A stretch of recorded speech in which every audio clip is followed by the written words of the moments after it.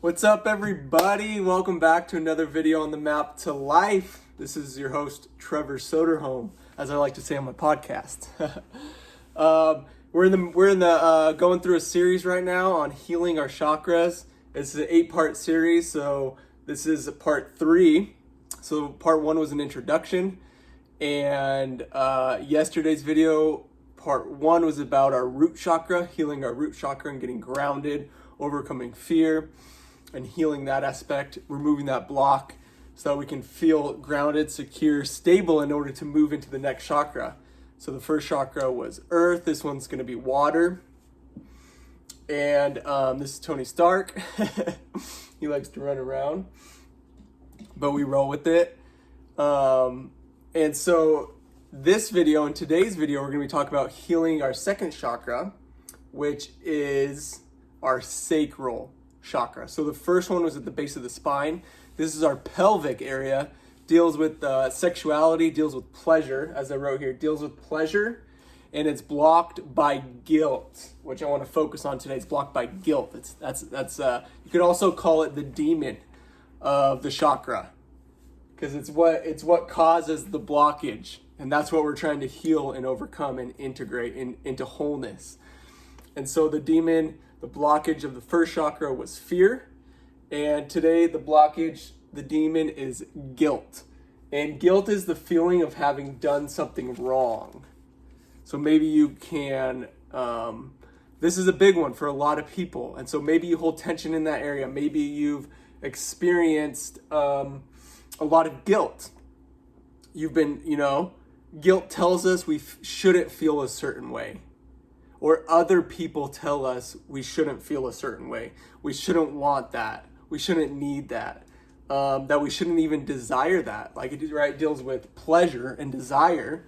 So a lot of us, the environments we were raised in, were told not to desire certain things. And so we experience guilt. Now guilt, fear, as we talked about yesterday, and guilt are two of the lowest vibrations. So if you think of it like an upside down period, we literally shrink. Guilt and shame are down here, these like sporadic, very low vibrations. And so that's why this is so important to understand in regards to our healing and returning to wholeness.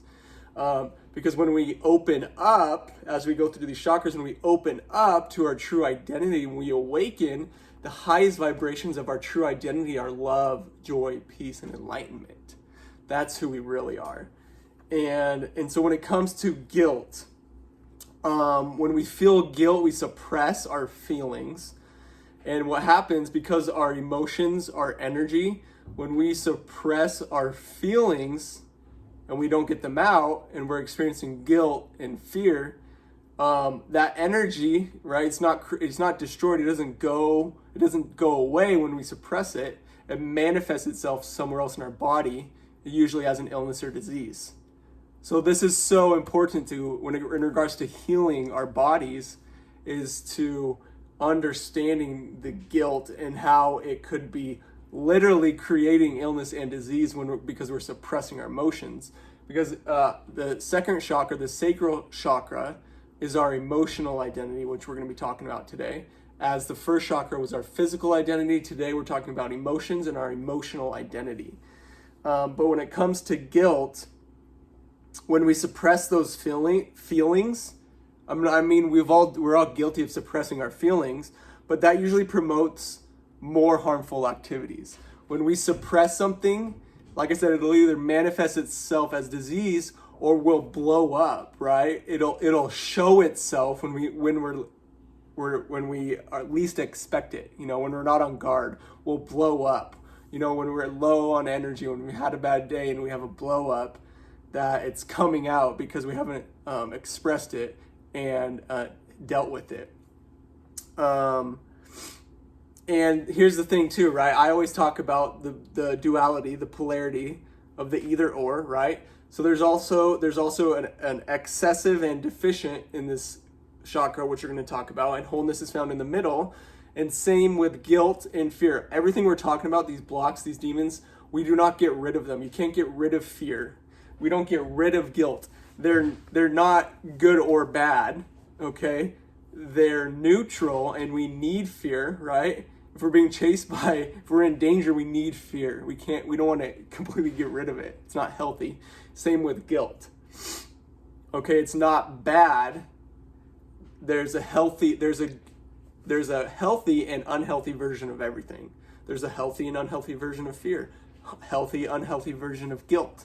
And so when it comes to guilt, the natural reaction is when we realize we've caused another person pain inappropriately. So there is a natural, healthy use for guilt in our life. But again, the problem is a lot of times we're experiencing the unhealthy version, and so we try to get rid of it completely. We disown that quality. And then, as a result, when we disown aspects of ourselves, we end up projecting it onto the world and other people. So this healing is so powerful. And so guilt, it blocks us, and it's a demon when it blocks feelings from entering our consciousness.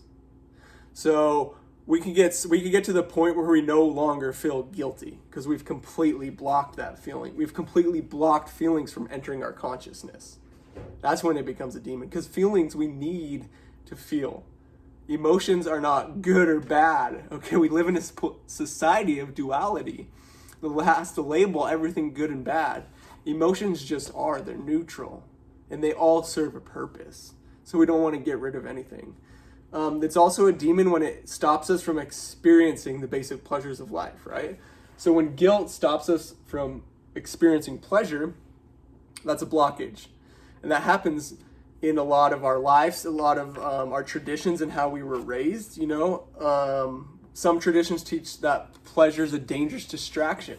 For me, I was raised in Christianity, and the focus is always on that sex is bad, that before marriage, right? But they don't ever talk about the healthy version of sex inside of marriage, what that looks like. The focus is always on don't have sex before marriage. No. So it's like feeling guilty and around wanting to experience that pleasure. Or if you do have sex before marriage, then there's so much shame and guilt around that, right? So that's like guilt around tradition. But there's so healthy pleasures as well when it comes to playing, laughter, right? Pleasure, again, is not bad. A lot of the traditions, a lot of the ways we were raised, we were taught that pleasure in and of itself is bad, okay, on that duality scale. But it's not either or. Wholeness is found in the middle. There's good and bad. There's healthy and unhealthy expressions of pleasure, right? Let's see here.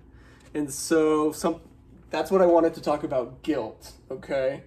And then it also has to do with accepting the reality that these things happened, okay? And acceptance does not mean resignation, okay? It doesn't mean just sitting back and being lazy and not doing anything. You just accept everything that happens to you. Excuse me. We accept what happens to us. You know, everything that happens is for us. Whatever happened, and it couldn't have happened any other way because it didn't, right? So we accept what happened. That's when once we can accept the reality, that's when we can take our power back and we can start to forgive ourselves for the guilt. We can forgive our inner child for the stories and meanings they took on. We can forgive ourselves for the like I was saying, for the guilt we've told ourselves, the lies we've told ourselves. And then we can once we forgive ourselves, then we can begin to forgive others, realizing that life is happening for us. That's how reality is. Everything that's happening to us is actually happening for us, for our awakening and growth. That's the whole point of reality. And so when we deny, when we label things as bad, and we label ourselves as victims, like poor me, because this happened to me, we're denying our own evolution. We're denying our own spiritual development. Spiritual development is the new personal development. That's what I like to say. That's what this channel is all about. The map to life. Spiritual development is the new personal development. That's what this is. This is taking our power back, healing our bodies, healing our minds, healing our spirits, returning to wholeness, restoring balance in our bodies. And when we can heal ourselves first, everything starts with ourselves first. When we can heal ourselves internally, then we'll heal the world. As within, so without. So everything starts inside. If we want to change the world, we have to start by changing ourselves first. We can't go out and try to change the world if we're not whole, because we're not going to be very effective. And so some application here, when it comes to healing, some of the things you can do for your sacral chakra, your pelvic area, is yoga. I'll probably be doing a video of specific yoga stretches that are good for each of the chakras. Just stretching, yoga, moving your body. That's something I've committed to doing every single day, is moving my body. Okay, today I went to the river trail by my house with my wife. Whether it's yoga, stretching, going on a walk, a run, whatever your thing is, just make it fun, make it enjoyable. You don't have to hate going to the gym for 2 hours, right? Go play basketball, dance. Hey, I got cut off there, so I'm gonna edit that back together. But as I was saying, move your body every day. Do what you like to do. Whether that's, going on a hike, playing basketball, getting up and dancing for 30 minutes, turn on some music. Just move your body every single day. That's going to help heal the sacral chakra.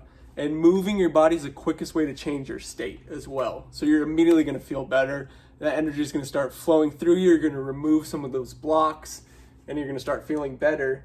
And something I'll also talk about on every chakra. So the last chakras were the right to be here and the right to have. This one is the right to feel. The second chakra deals with our emotional identity.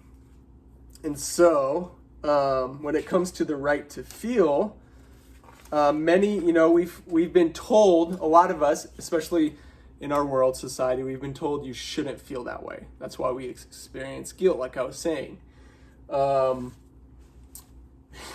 It's crazy, right? We live in a society where it's not okay to feel. So again, something that I'm doing with the Map to Life is I want to give you permission to feel. When you come here and you engage on this YouTube channel, the podcast, the Facebook community, it's okay to feel. I'm giving you permission to feel, because society does not give us permission to feel our feelings. We're told we shouldn't feel that way. But that's not okay, because when we suppress our emotions, it can literally manifest itself as disease. So society is keeping us sick by telling us not to feel. We have the right, it's a human right, the right to feel. It's one of our rights. Every single human being on this earth has the right to feel what they're feeling. And there's this term, it's called gaslighting. So when someone tells you you shouldn't feel that way, they deny your reality, they deny your experience. That's called gaslighting. Have you ever experienced that? When someone literally denies how you're feeling and what you're experiencing? Okay, the term for that is gaslighting, and I think a lot of us have experienced that. I know I've experienced that. This journey I'm on, what I'm talking about here, I know if people watch this video, I've been told I've lost my way, and so, and that I shouldn't feel this way. Okay, so we have the right to feel. Whatever it is, we need to let it out. If you need to cry, express your emotions we need healthy outlets, right? To express our emotions. And there's different ways to do that. Going on a run, dancing. You can literally just get a plastic bat, hit pillows, right? You can scream into a pillow. Depending on where you live, hike, moving your body and just getting out and getting that release. Something I've noticed, or I learned, that animals, if a deer was chased by a lion or something like that, after they escape that lion, they literally shake that stress out. And that's what we need to do, because that's healthy. We need to release that, or otherwise we're holding on to that. So if we do experience stress, we need to get it out, and that's going to help us heal, especially this chakra. Or in regards to the right to feel, we've been told we shouldn't feel that way, or that our feelings were bad, right? there's something wrong with you because you're upset, right? Or because you're crying. Like, what's wrong with you? That's what we're told, right? We've been told to keep our feelings to ourselves, to not express them. Specifically for boys, what are boys told from an early age? Not to cry. Real men don't cry. That's what we're told. Real men don't cry is one of the biggest lies in the world today. Because that is so unhealthy. If by real men you mean, men who are going to die of cancer because they're suppressing all their emotions, that's not a real man. A real man is emotionally mature. He knows how to feel his feelings. He knows how to express his emotions in a healthy manner. That's a real man. He's not afraid to cry and express his emotions. Because when we suppress those emotions, so if we're told real men don't cry, that means we're suppressing our emotions. If we're suppressing our emotions, it's also going to cause a blow up. Anger, outbursts of anger and rage. Look at our society. I mean, it's no wonder our society is the way it is because men have been told not to cry. So we suppress our emotions. Not only that, but to not be vulnerable, not to feel our feelings. And women are criticized for being weak because their ability to feel. But here's the thing, emotional intelligence is a freaking superpower. I'm serious. And there's actually a book called Emotional Intelligence, and it's actually having emotional intelligence is more important than an IQ in the workplace. So like, again, in our society, what happens is like the men have the positions of power, and it's like, oh, women aren't allowed to be in these positions, especially in the church and Christianity. Women aren't allowed to teach. They're not allowed to be in positions of power because we've assigned being emotional as weak. That's another lie. That's a freaking superpower. Emotional intelligence, women are emotionally intelligent, but we've labeled it as a weakness. It's a freaking superpower. Emotional, if you are aware enough to know what you're feeling and you know how to deal with your emotions, you can observe how you're feeling, you can feel the feelings, you can express them in a healthy manner and let them go. How many people know how to do that today? And women are more emotionally intelligent than men, but men have kept women down by labeling emotions as weakness. And they think that we are more capable of positions of power and leadership because we're not emotional, and that's a lie. Women, EQ in the workplace is actually more important. You're working with other people. If you're able to feel your feelings and feel other people's feelings, that's a superpower. It's relational. Freaking superpower. I'm going to say it one more time. So the right to feel, man, that's so important. I think that was everything I wrote down here and wanted to talk about. I will touch on too, like I always mention, there's the duality. And so I'll wrap it up there. I was talking about the deficient characteristics, fear of change, avoiding pleasure, poor social skills, lack of desire, and then groundedness, wholeness, right in the middle, graceful movements like water, embracing change, emotional intelligence, like women, emotional intelligence, nurturing yourself, healthy boundaries, enjoying pleasure, sexual satisfaction, and passion. That's wholeness right there in the middle, man. Come on. Our world wants to live in the extremes, but wholeness is found in the middle.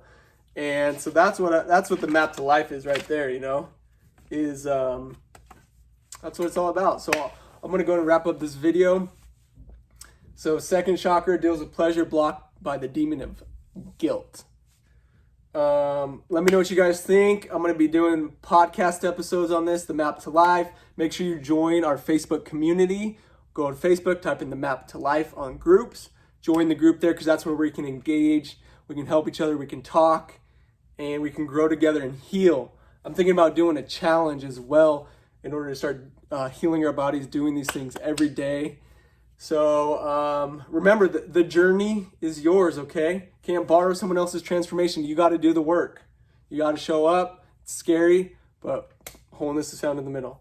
Thanks guys for watching. I'll see you in the next video. Bye.